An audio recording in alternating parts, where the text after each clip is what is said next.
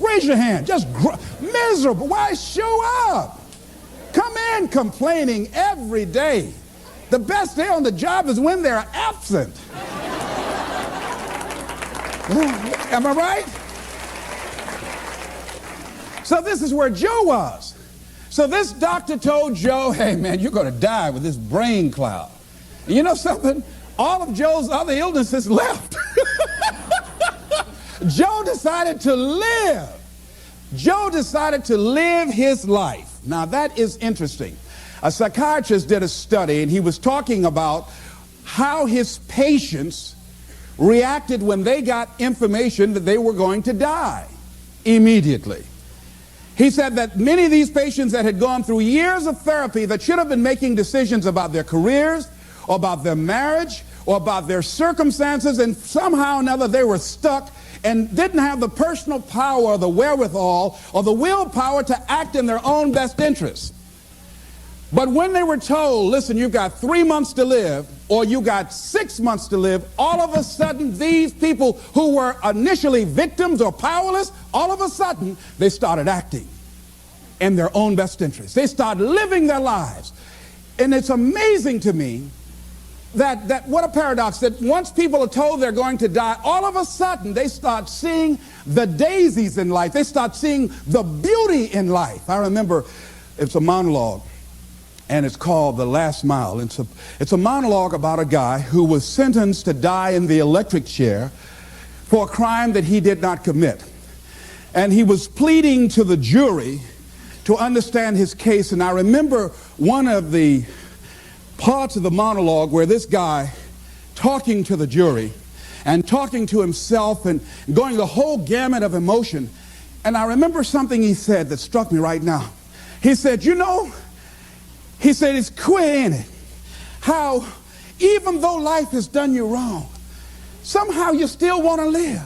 He said, you never again find me complaining about life has given me a short deal. No, I just want to live. I'll take the park benches, the crumbs, anything. I just want to live. But they're not going to let me, are they? All of a sudden, this guy who before from Sloats Corner, Indiana, never really cared about life. All of a sudden, now that he knew that his life was going to be taken away for a crime that he did not commit, he wanted to live. It's a very passionate, powerful monologue. I used to read that quite often and study that. So what is it that we can begin to do? Do we have to get a pronouncement that we only have 6 months to live in order to decide to live?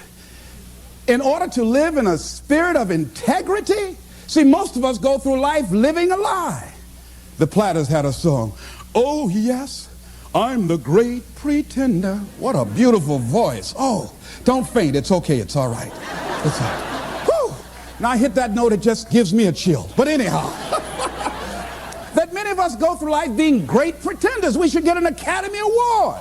Pretending that we're happy, pretending that we're content, pretending that everything's happy and gay and carried away. And that's not the way that it is. Going through life feeling that we can't do anything about our situation like Joe did. But when they told Joe he was going to die, Joe became a new person, went back to work, and the young lady he'd been wanting to talk to for a long time, he said, hey, I want to take you out. He wasn't worried about rejection. Joe had his eyes on her. He said, Lord is my shepherd, I'll see what I want. Old Joe said, I might be going, but I ain't dead yet. He wanted a little bit more living. You hear me? I like that, Joe. Don't lose that. Don't lose that. All right, so here's what I think that we can begin to do. To live our dreams. To begin to let life take on some new meaning for us, some new power and some new value. Is to begin to look for the daisies in your life right now where you are. Regardless of what's happening to you, regardless of what's going on with you, begin to look for some beauty in it. Begin to look for some lessons that you can learn from where you are and what you're going through. See, the volcano. See, when Joe jumped into the volcano, and he eventually did that with a young lady that fell in love with him, they were thrown out of the volcano and they survived. Think about that. Now, see, I think that when you decide to take a leap, and you handle the challenges that you're facing. Read something about fear. That's one of the things that keeps us from beginning to live life. Here's what happened. This guy John Rogers wrote that. He said, when people take the courage to journey into the center of their fear, they find nothing. It is only many layers of fear being afraid of itself. And Eleanor Roosevelt said, you gain strength, courage, and confidence by every experience in which you really stop to look fear in the face. You're able to say to yourself, I've lived through this horror. I can take the next thing that comes along. You must do the thing you cannot do. See, that's what the volcano is. It is the thing that we cannot do. And because it is that, we must do that. Once fear is acted upon, the death of fear is certain. So what volcano you have in your life? Let me ask you some questions here. If you had 6 months to live, what would you do differently with your life? What would you do differently? Would you have the same job?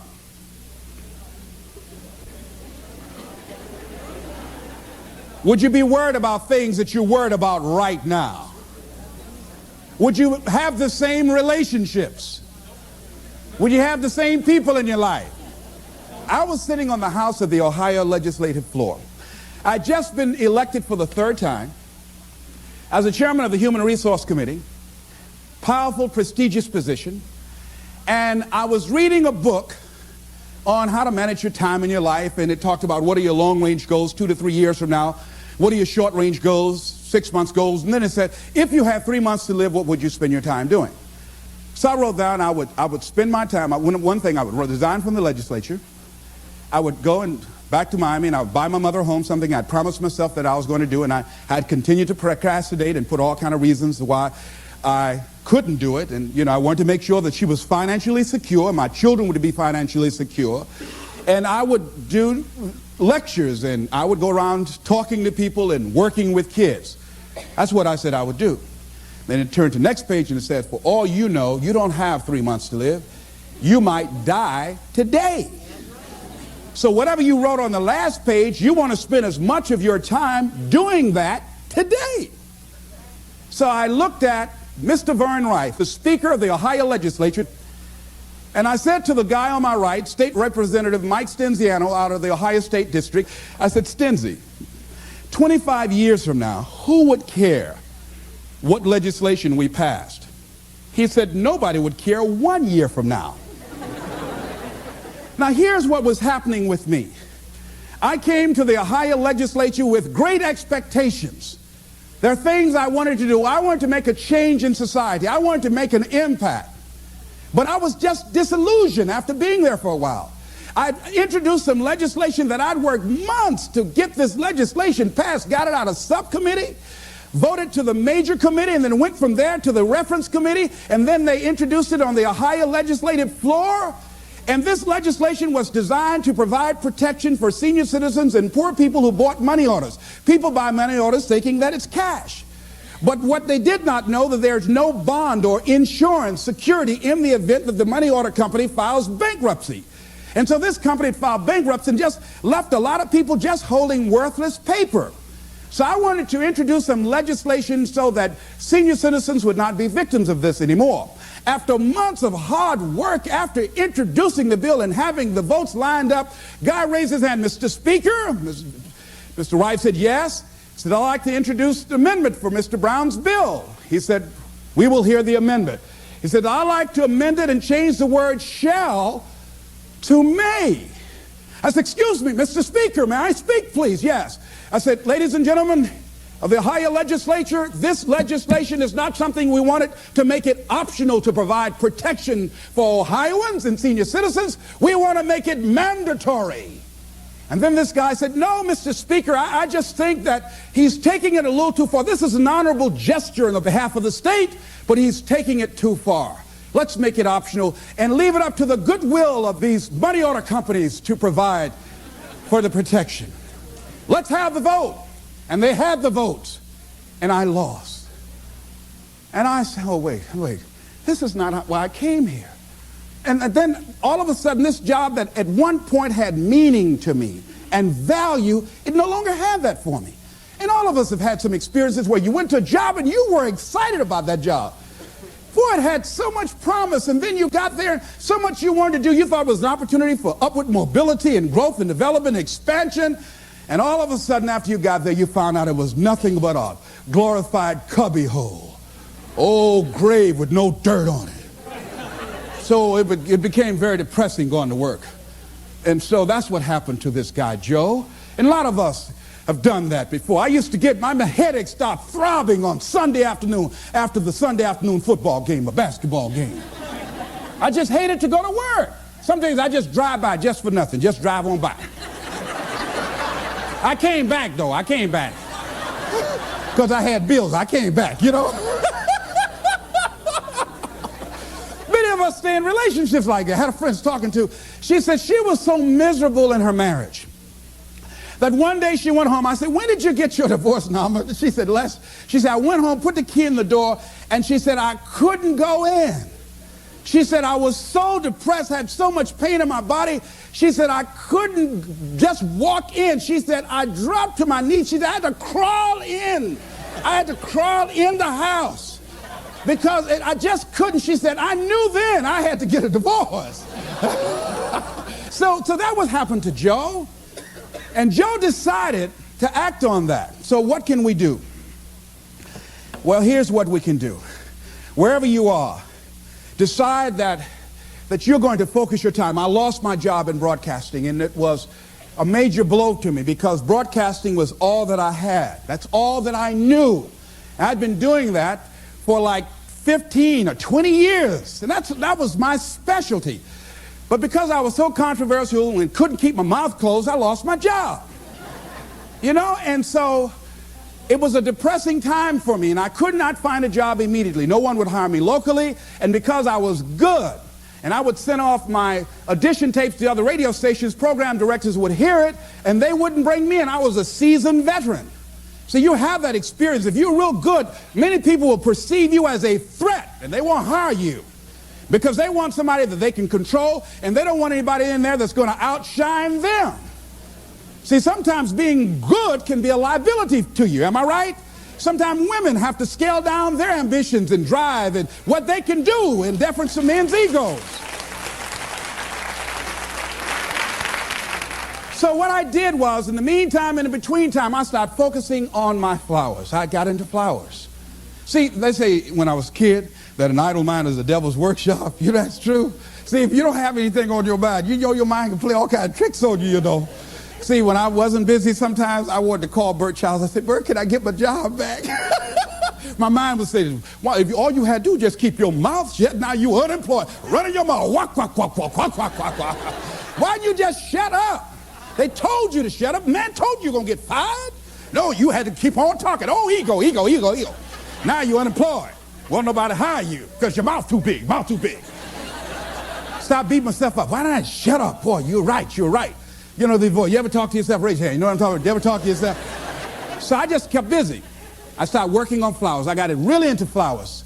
I knew my flowers, had names for my flowers. Grow real good. I'd talk to them. Hello, how are you today? Oh, you're beautiful. I want you to rise. People would bring their flowers over to me that were dying and wilting. I would speak to them and say, rise, those flowers, straighten up like that. That was phenomenal, all right? Then the other thing is I did a lot of volunteer work. I'd go to the hospital and I'd read the Bible to people. And I would go to friends whose parents perhaps were ill or facing a challenge, and I'd talk to them. I became involved in all kind of community volunteerism. So I'm saying that if you're going through a challenge, not that you've been laid off, but the universe has given you an opportunity to find your real true making on the planet, then use that time wisely. Volunteer, give yourself away.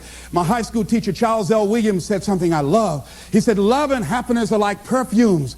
You can't sprinkle it on others without getting a few drops on yourself.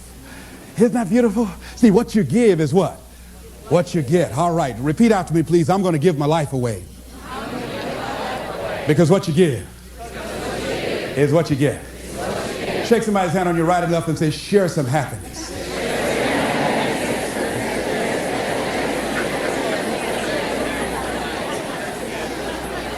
Now, here's something else. Fear of change. See, the reason that I think that Joe stayed there as long as he did, Joe feared change. Most people fear change.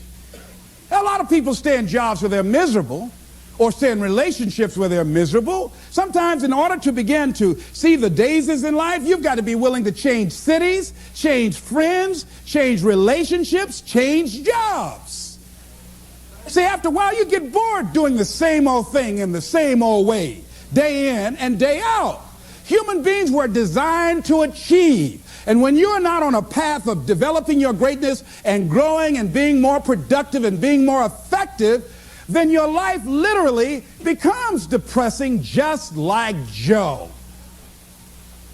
So Joe was resisting change. And as a result of resisting change, Joe made some trade-offs. See, this psychiatrist talked about the fact that these people who had been on his couch for months and years, not being able to make decisions about things, but when they found out that they were dying, they got up and started making all kinds of decisions. They decided no longer to sell out. And you know what happened to me when I lost my job? You know what I think it was, what life said to me more or less? Les Brown, you know you can do more than what you're now doing. Les Brown, you have sold out. Les Brown, go home. Go in your drawer, pull out your check stubs, and see how much you've sold your soul for. See, one of the things that got me about the movie is what Joe said to his boss after the doctor told him he was going to die. He went back to work and he confronted him. He said, because I was afraid, too afraid to live my life, I sold it to you for $300 a week. I sold my soul for $300 a week. And when I look at Joe, ladies and gentlemen, I know that I'd sold out on myself at different points in my life. That when you go home and you look at, if your life is not what you want it to be, if you're not living the way that you want to live, if you're not experiencing what you want to experience, if it's not giving you what you want, you've got to ask yourself, what have I sold my soul for? Remember that song? 16 ton. And what do you get? Another day older and deeper in debt. Saying, Peter, don't you call me, 'cause I can't go. I owe my soul to the company store. Oh, no, this is not Luther Vandross tonight. No. Last time I sung, Luther called my hotel and made a bomb threat. No. That song is depressing, ladies and gentlemen. That many of us have sold our souls for a home in the suburbs, or a brand new car, or 3 meals a day and a roof over our heads, or because we want to be popular with our friends. See, when you decide to make a change, it's challenging. But there's going to be some resistance. Everybody is not going to agree with that. There's a price to pay. Am I right?